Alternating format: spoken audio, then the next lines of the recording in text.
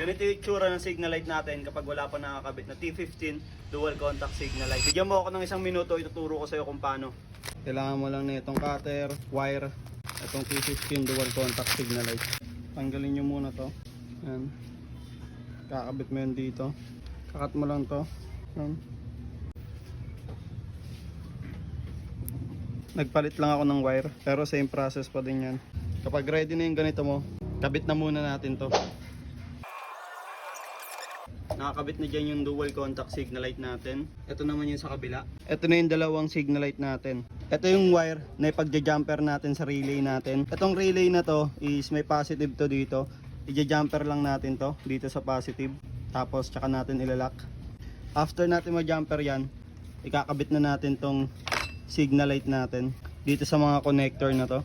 Ganyan yung magiging itsura niya kapag ka nakabit nyo. Kung natapos mo tong video, dapat marunong ka na magkabit nito.